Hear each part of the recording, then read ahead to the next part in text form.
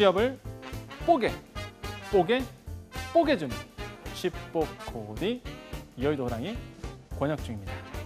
자, 오늘은요 우리은행, 우리은행에서 우리가 같이 알아보려고 합니다.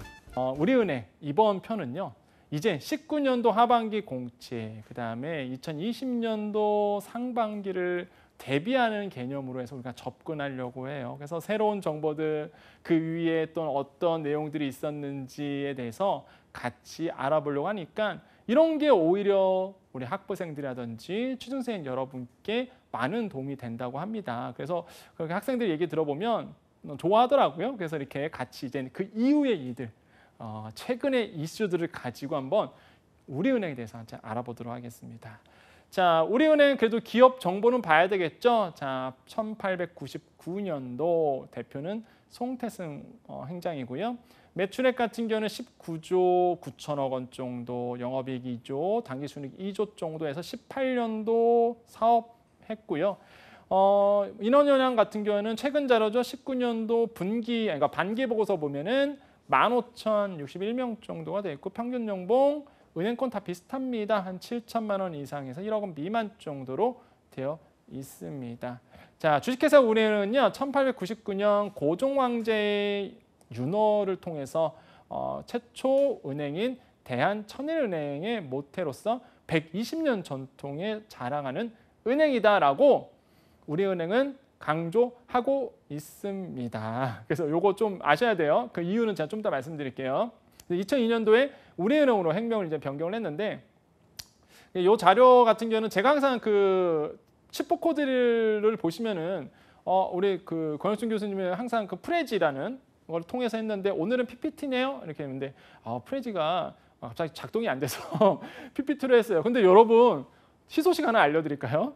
여러분 PPT잖아요. 제 프레지는 제가 이렇게 여러분 막 이렇게 요청이 와요. 좀 자료 좀 주시면 안 돼요 이러는데 프레지다 보니까 제가 못 드렸거든요. 왜냐면 그게 안 돼요 다운로드가. 근데 이거는 PPT를 만들었잖아요 제가. 다 드릴게요. 댓글 남겨주셔야 된다 제발. 그 한국직업방송 오셔서 뜨거운 열화 같은 직업방송 응원해 주시고 거기에 댓글 주시면은 메일 주소나 댓글 주시면 제가 이건 PPT이기 때문에 제가 드려도 돼요. 그래서 파일이잖아요. 그래서 이건 드릴게요. 그래서 언제든지 칩복 코드 응원해 주시고 댓글 남겨주시면 PPT 자료는 드리겠습니다. 정말 취준생 분들에게만 줄 거예요. 자, 아무튼 PPT 자료 위에 보시면 기업 분석 이렇게 돼 있잖아요. 제가 여기에다가 그냥 태그를 단 겁니다. 그래서 여러분 보시기 좋게 태그 단 거예요. 자, 한번 또 볼까요? 120주년 마케팅이라는 태그가 갑자기 탁 튀어나오네요. 이게 무슨 의미일까 볼까요? 우리은행에서. 자, 우리은행은 올해 창립 120주년. 아까 제가 강조 들었었죠? 근데 우리은행에서 120주년이다 보니까 마케팅을 실제로 진행했단 말이죠. 손태승 우리금융지주회장 겸 우리은행장이 진격의 손택스라는 별명을 얻을 만큼 굉장히 공격적으로 사실 19년도 사업을 하셨죠. 지난 1월에 업무용 차량 번호를 제출범에 맞춰서 금융지주 제출범에 맞춰서 1001로 바꿨습니다. 정말로 진격의 손태승 행장인 것 같습니다. 왜 1001일까요? 그렇죠. 아까 제가 강조드렸죠. 그래서 대한천일은행의 원조거든요. 그게. 그래서 1001, 1001. 참 재밌어요. 그래서 1001로 이제 바꿨다. 참 애사심이 참 대단하신 것 같습니다. 아무튼 마케팅 굉장히 이렇게 했고요. 또 한 가지 지주 출범 공식 행사도요. 일부러 그 덕수궁 앞에 있는 호텔에서 했거든요. 그게 뭐예요? 우리은행 본점 정문 앞에 있는 설립자 고종황제 흉상이 있거든요. 그러니까 이것을 기념해서 이렇게 한 거죠. 그러니까 우리은행이 굉장히 이런 마케팅 부분에서도 120주년, 그다음에 과거의 그 원조라 이거죠. 최초의 은행이다. 우리나라의 최초의 은행이다라는 걸 굉장히 강조하면서 이런 마케팅을 했다. 이런 부분도 우리가 기업을 보셨을 때 또 새로운 재미있는 최근에 있었던 일이다 보니까 뭐 1001로 바꿨다는 이슈들, 지주 출범 공식 행사들 사실 이런 거 모르셨잖아요. 비하인드 스토리는. 그래서 제가 한번 말씀을 드렸던 거고 여러분 제 칩복 코디 이 편은요. 왜 좋냐면 여러분께 단순히 저는 직업 컨설팅만 하는 게 아니라 경제평론을 하고 있잖아요. 그러다 보니까 폭넓은 얘기를 할 수밖에 없는데 이런 거죠. 자사주 매입했다. 자사주 매입했다. 6만 한 3천 주를 이제는 자사주 매입했는데 이게 좀 이슈가 됐었죠. 왜 이슈죠? 항상 여러분 그 왜 CEO가 아니면은 임원진들이 그 자사주를 매입했다는 이슈가 왜 주식시장에서는 희소식으로 들릴까요? 그렇죠. 바로 한마디로 이 기업의 가치가 더 높아질 것이다라고 우리가 투자자들은 보기 때문에 그렇습니다. 자, 손해장도 마찬가지죠. 우리은행 주가가 지지부진했습니다. 그러다 보니까 야, 오너가, 야, CEO가, 야, 임원이 자사주를 내가 매입할 거야. 시장에 딱 냈거든요. 그랬더니 투자자들이 뭔가 있나 보다. 그렇죠? CEO가 자사주를 매입한다는 사실은 뭐예요? 희소식이죠. 가치, 회사의 가치에 굉장히 더 점핑될 수 있는 뭔가 있나 보다라고 보는 거죠. 그다음에 무엇보다 이 사람은 먹튀할 사람이 아니구나. 회사가 먹튀한 회사가 아니구나. 여러 가지 측면이 있거든요. 그러다 보니까 뭐예요? 자사주 매입한다. CEO가 자사주 매입한다. 굉장히 희소식이죠. 근데 오너가, 대주주가 주식 팔았다 얘기가 시장에 흘러나오자마자 뭐예요? 주가는 떨어지잖아요.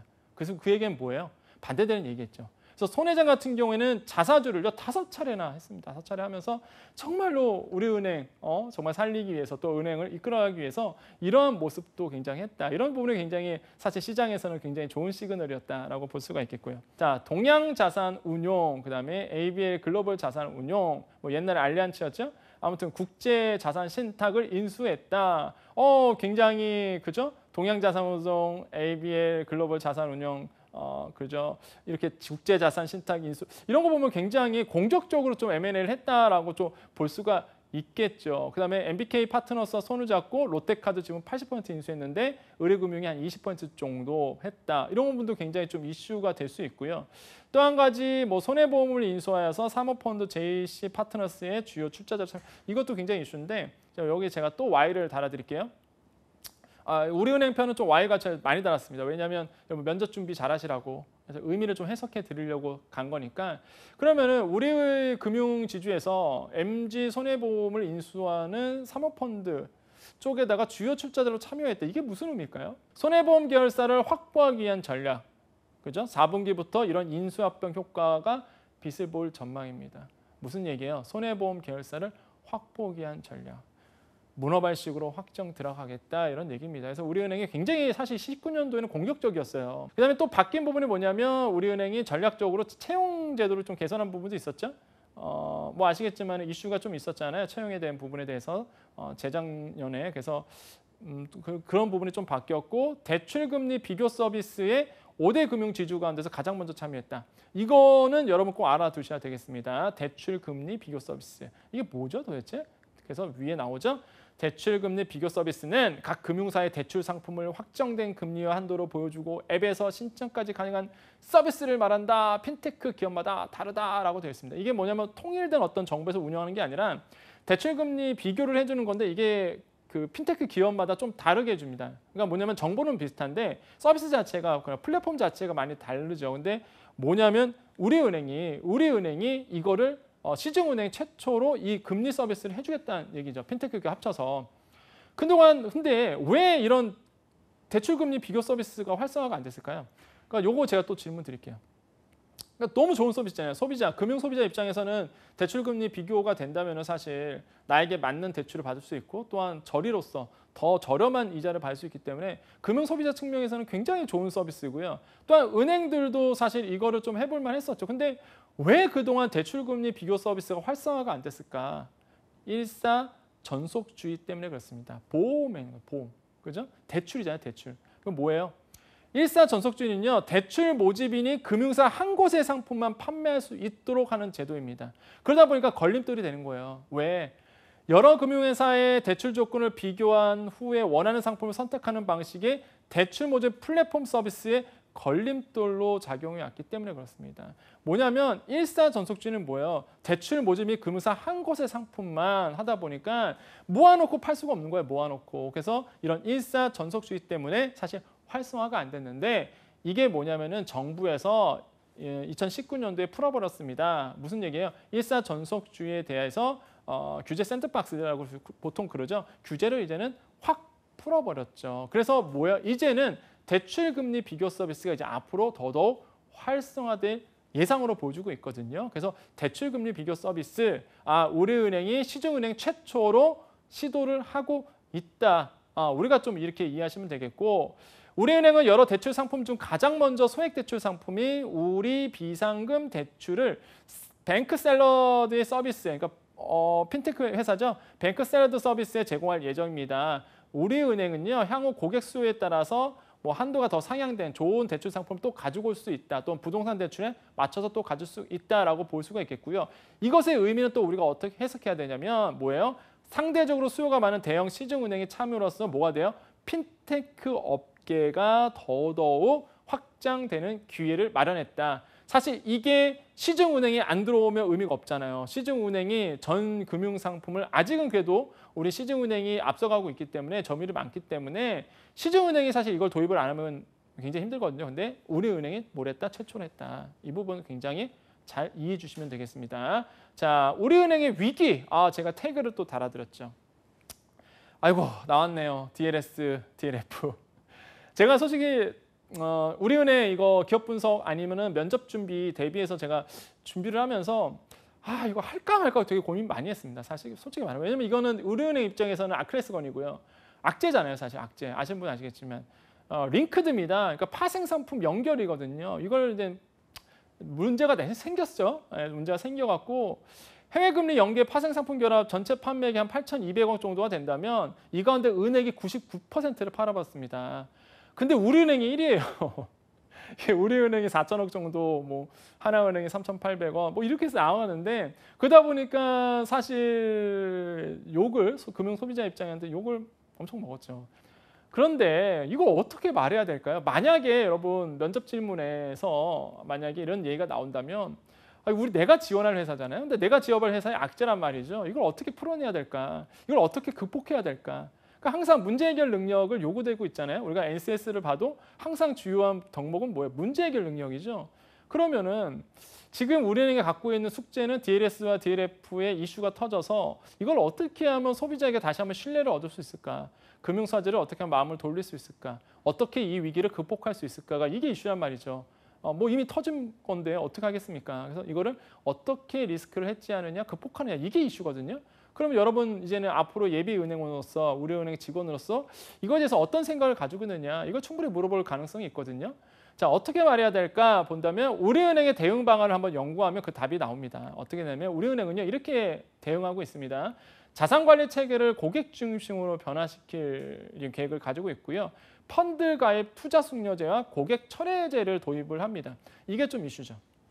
자, 빨간불 쳤잖아요. 그래서 펀드 가입 투자 숙려제와 고객 철회제를 도입했다. 굉장히 파격적이죠. 세 번째로는 상품 선정, 판매, 사후 관리 모든 과정이 영업 체계를 혁신하고요. 네 번째가 또 중요합니다. KPI. 그러니까 성과 지표죠. 성과 핵심 지표인데 한마디로 여러분을 평가했을 때 KPI 평가 지표에 고객의 수익률과 동시에 뭐냐면 금융 소비자 보호를 얼마나 노력했는지. 그 과거에는 뭐였냐면 제가 아까 되게 공격적이라고 그랬잖아요. 엄청나게 사실 뭐 팔았죠. 사실 은행에서 사실 금융 소비자 입장에서는 말 그대로 은행이다 보니까 이제 보수적이라고 생각을 해서 좀 안심을 했었는데 사실 굉장히 위험한 상품이었단 말이죠. 그래서 좀 이슈가 된 건데 고객 수익률 굉장히 중요합니다. 동시에 뭐냐면 금융 소비자 보호를 얼마나 노력했느냐.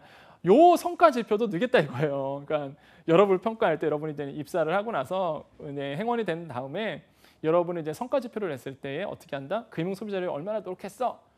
이렇게 평가를 하겠다라는 얘기겠죠. 그래서 이런 어떤 핵심 대응 방안을 좀 가지고 있는데 여기서 중요한 게 이제 펀드 가입 투자 숙려제야, 그러니까 투자 숙려제야 철회죠. 이번 한번 보겠습니다. 자, 펀드 가입 투자 숙려제도는 뭐냐면 가입 신청 마감일 며칠 전에 이제 신청 접수를 종료해 갔고요. 고객에게 마감일까지 투자를 실제로 할 것인지 숙고할 시간을 준 거예요. 한번 투자한 다음에 투자를 했잖아요. 그러면 이제 마지막까지 숙고할 시간을 좀 주겠다. 그 다음에 고객 철회 제도 같은 경우에는 영업일 15일 이내에 소액에 손해를 보지 않고 가입을 철회할 수 있는 이거 굉장히 파격적인 거죠, 사실. 고객 철회 제도 같은 경우는. 그래서 이런 제도를 이제 사실 운영을 하겠다. 그래서 이렇게 대응 방안으로 사실 가지고 나왔고요. 여러분들 이거에 대해서 충분히 숙지를 하고 있어야 됩니다. 여러분 이걸 가지고 여러분 얘기를 하셔야 되거든요. 사실 대응할 게 많이 없어요. 사실 이미 상품의 손해가 났기 때문에 이거에 대해서 어떻게 뭐 할 수가 없거든요. 그래서 앞으로 어떻게 할 것이다. 그다음에 앞으로 이 위기에 대해서 앞으로의 문제 해결을 어떻게 풀어나갈 것인가가 이슈이기 때문에 지금 우리은행이 가지고 나오는 이런 전략들을 잘 이해하고 계셔야 되겠다라고 볼 수가 있겠고요. 이런 이슈들도 꼭 알아두셔야 되겠습니다. 자, 기업 분석도 가보겠습니다. 점유율이라는 태그를 제가 좀 달아드렸죠. 실제 한번 현황을 봐야 되니까. 자, 18년도 9월, 17년도 16월 이렇게가 있는데 요거 같은 경우에는 사실 이제는 뭐 워낙 대출은 이제 예수금 상태에서 나오고 있는 겁니다. 그래서 뭐 이거는 한 19년도잖아요, 지금은. 근데 본다면은 이제는 18년도 사업보고서에 나온 얘기이기 때문에 한번 갖고 와봤어요. 근데 저 퍼센테이지라든지 점유라든지 숫자는요, 지금도 여전히 비슷합니다. 보시면 아시겠지만 역시 국민은행이 사실 이렇게 돼 있고요. 보면은 뭐 우리은행이 이제 2위로 돼 있고 똑같죠, 지금 점유율이 신한은행이랑. 근데 신한은행이 예전에 3위였다가 좀 튀어나왔어요. 많이 높아졌죠. 그래서 제가 빨간 테두리를 친 겁니다. 아, 우리은행이 긴장해야 되겠다라는 의미로서 이렇게 빨간 테두리를 친 거고요. 자, 현재 시장 여건이 어떠한가? 이거 이제는 들어가겠죠? 뭐 면접 대비로 본다면 직무 능력 어떻게 이해하고 있는지, 거시 환경을 여러분께서 어떻게 경제 상황을 보고 있는지, 은행을 어떻게 이해하고 있는지에 대해서. 자, 현재 시장 여건이 어떠한가 본다면 첫 번째로 시장 안정성, 경쟁 환경, 시장에서 경쟁력을 좌우 요인, 회사의 강점과 약점, 경쟁 우위 점약의 주요 수단, 이렇게 한 5가지 정도로 이해하시면 되겠습니다. 자, 5가지 찍어드리겠습니다. 시장 안정성 먼저 볼까요? 자, 시장 여건, 시장 안정성에 대한 부분은 딱 얘기하시면 돼요. 글로벌 자본 유동성 규제, 은행 리스크 관리 강화로 인해서 시장에 급격한 변동은 없을 것이나 국내 경기 불확실성 증대, 국내 가계부채 누중에 따른 신용 위험 상승 가능성, 시장의 변동성은 여전히 잔존하고 있습니다. 정부의 어떤 규제로 인해서 부동산 시장의 불확실성, 국제 무역 갈등, 교육 위축으로 인해서 경기 둔화가 현실성 가능성이 예상됩니다. 이렇게 얘기하시면 뭐 그냥 금상첨화죠, 금상첨화. 그다음에 경쟁 환경, 뭐 금융업 진입 규제 완화에 따라서 4차 산업혁명과 인터넷 전문은행 성장으로 더욱 심화되고 있다. 그렇죠? 지금 핀테크, 뭐 4차 산업혁명, 디지털 신기술이 도입돼서 이종 간의 산업의 협력, 이종 간의 산업과의 협업, 뭐 대표적인 게 뭐 있어요? 그죠? 넷마블이 최근에 보면 넷마블이 뭐야? 웅진 코이 인수하려고 하는 거. 이종 완전 생판다는 기업이잖아요. 근데 깜짝 놀랐어요. 저도 진짜. 그래서 이종 간의 협업 이런 거. 글로벌 진출, 경영 효율성 제고로 다양성 변화, 쭉쭉쭉 경쟁 환경이 이렇다. 정리되세요? 제가 이거 딱 여러분 방송 보신 분들은 캡처 딱 떠놓으세요. 아니면은 메일을 주시면 제가 뭐 이런 자료 안 아낍니다. 드릴 테니까 걱정하지 마시고 이렇게 시장 현황이 어떠한가 물어본다면 이 정도 한번 말씀해 주시면 되겠고요. 물론 면접 들어가면 이렇게 얘기할 시간은 없죠. 알아두시고 여러분께서 정리하라는 얘기입니다. 시장에서 경쟁력을 좌우 요인, 그럼 뭐 비대면 채널, 자산관리 시장 등에서의 경쟁이 더 심화될 것으로 예상됩니다. 이렇게 일단 팩트 있게 말씀드리면 되고, 임팩트 있게 말씀하시면 되고, 자, 요거는 좀 보겠습니다. 자, 좀 회사의 강점과 약점. 자, 우리은행의 회사의 강점과 약점이죠. 현장 중심 영업력을 바탕으로 수익성, 성장성, 건전성 측면에서 안정성 성장을 기록했습니다. 정말 팩트죠. 디지털 분야에서도 ICT 기업과의 업무 제휴를 해서 추진하고 있습니다. 이것도 팩트였죠. 이게 이제 장점이죠. 근데 단점을 어떻게 하냐면 세계적인 경제 성장 둔화로 인한 수익성 악화, 은행 간의 경쟁 심화, 그래서 뭐가 된다? 수수료 수입 감소 우려 등이 있다. 이런 게 좀 단점이다라고 보시면 되겠습니다. 그럼 여기서 제가 얘기하는 디지털 분야에서의 ICT 기업과의 업무 제휴 부분인데 요건 좀 아셔야 돼요. 좀 이따가 제가 말씀드릴게요. 요까지만 하고 회사와 경쟁 우위를 점하기 위한 수단이 뭐냐? 그러면 뭐 4차 산업혁명 기술의 변화에 대응하여 이를 주도하고 있다. 디지털 역량 강화에 집중하고 있다. 그래서 이제는 나온 게 바로 이겁니다. 원더랜드라든지 우리원뱅크거든요. 사실 여러분 그 모바일 뱅킹 많이 쓰세요? 우리은행? 저는 이제는 우리은행 정말 많이 쓰죠. 그래서 우리원뱅킹이 이제 어플리케이션이 새로 나왔고요. 시스템을 이번에 고도화했습니다. 우리은행이. 그래서 아직은 제가 사실 바꾸진 않았어요. 바꾸진 않았는데 조만간 바꾸겠죠. 그래서 지금 우리은행이 회사가 경쟁 우위를 이런 디지털 쪽에 투자를 많이 하고 있는데 위비라는 걸 굉장히 옛날에 밀었었습니다. 사실 그 우리은행이 위비 많은 뭐 우리은행 자료들 봐고 면접 준비 대비 보면 막 위비하는 분들이 있어요. 위비 준비하는 위비를 알아요. 그거 다 옛날 자료입니다, 여러분. 위비 얘기하시면 안 돼요. 끝났어요. 우리은행 내부에서는 위비 끝난 어플이고 끝난 프로젝트입니다. 그거 진짜 답답해 죽겠어요. 제 입장에서는 여러분 절대 우리은행 가셔갖고요. 위비 하시면 안 됩니다. 위비는 옛날 얘기예요. 옛날 얘기.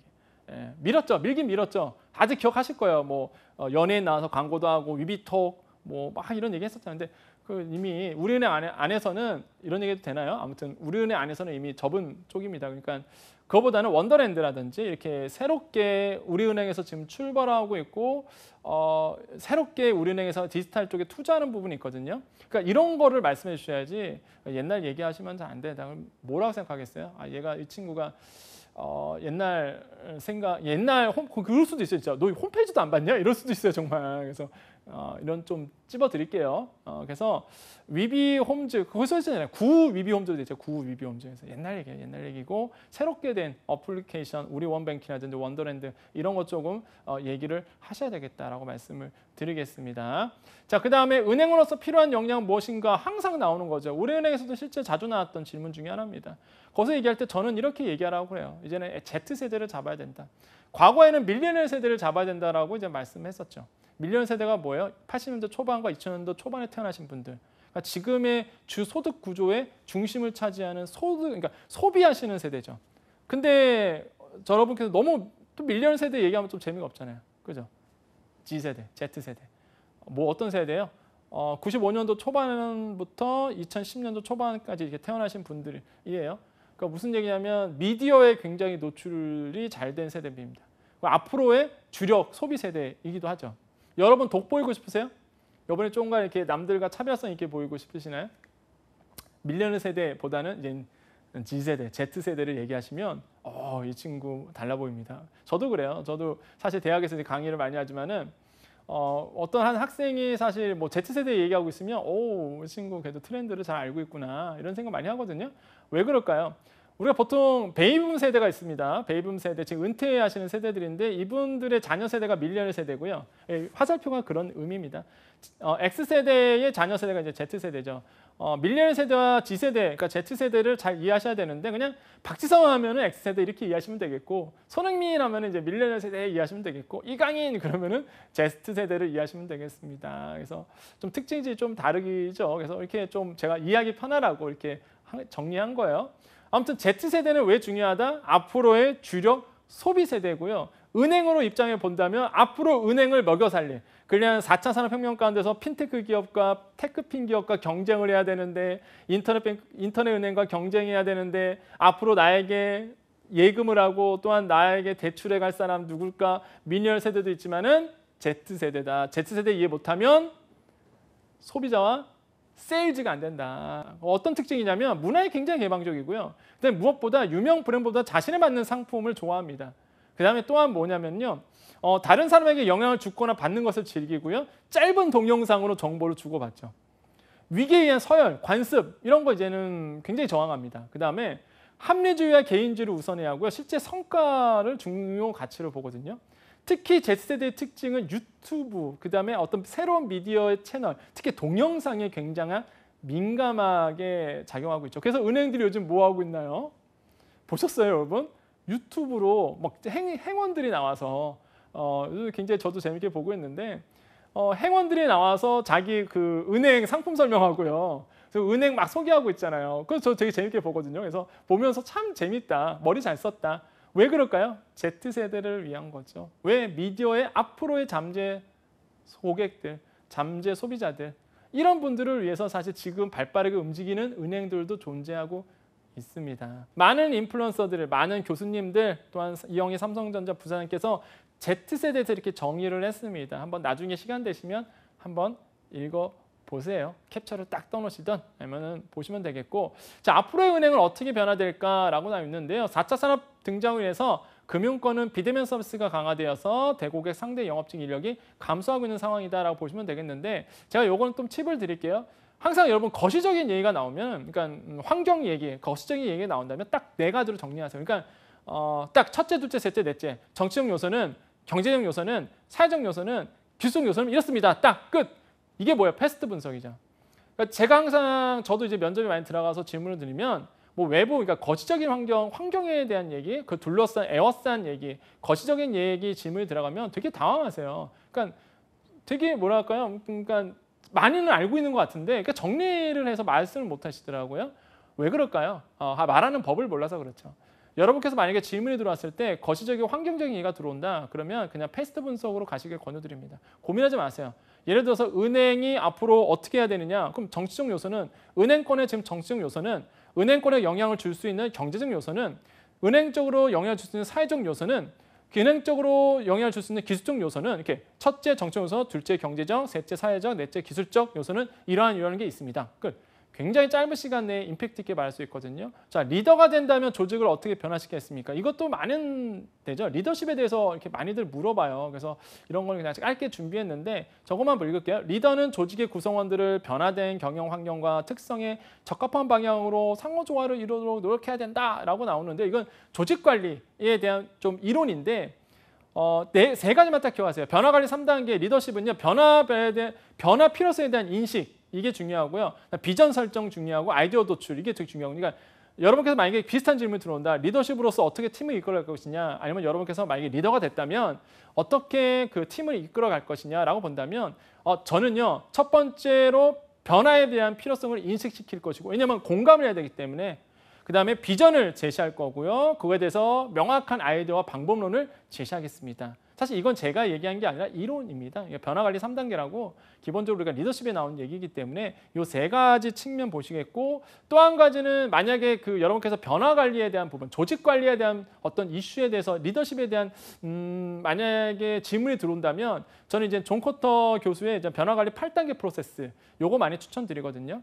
그러니까 다 얘기할 시간은 없어요. 하지만은 변화관리 8단계 프로세스를 거론하시면서 뭐 인식하기, 그러니까 시급하다, 뭐 조직의 변화가 필요하다, 뭐 변화가 지금 필요한 시기다라는 걸 인식하기, 그 다음에 변화 선도팀을 구성하기, 그다음에 비전을 창출해서 소통하고, 뭐 그 다음에 반대되는 세력이라든지 반대되는 어떤 영향력을 제거하고, 기획하고, 창출하고, 더 변화된 생산을 하고, 또한 그걸 가지고 새로운 또 변화를 하고 그걸 이제 제도화하는 이게 8가지거든요. 이게 변화관리 8단계 프로세스인데 이런 것도 좀 어려운 얘기인데 사실 어려운 얘기인데 이런 조직관리 측면에서도 얘기해 주는 것도 나쁘진 않다라고 보여집니다. 그래서 오늘 우리은행에 대해서 좀 얘기를 했어요. 근데 저는 그런 말씀을 많이 드립니다. 우리은행 본다면은 우리가 금방 얘기했던 것도 있고요. 특히 또 다양한 되게 폭넓은 지식을 또 알아야 되거든요. 또 은행뿐만 아니라 많은 은행도 마찬가지입니다. 그렇기 때문에 이 치포 코드를 보면서 여러분 제가 얘기하는 거 제가 또 차마 방송에서 말씀은 못 드리지만 이렇게 잠깐 팁을 좀 드린 부분이 있잖아요. 그래서 힌트를 차리시고 준비하신다면 여러분께 큰 도움이 되지 않을까 생각을 해봅니다. 여러분 치포 코드 많이 도움이 되시나요? 취업을 정말 뽀개줍니다. 여러분 이렇게 뽀개서 알려주기 때문에 여러분께서 많은 정말 인기가 있는 것 같아요. 자, 여기까지 치포 코드 여의도 호랑이 권혁중이었습니다. 감사합니다.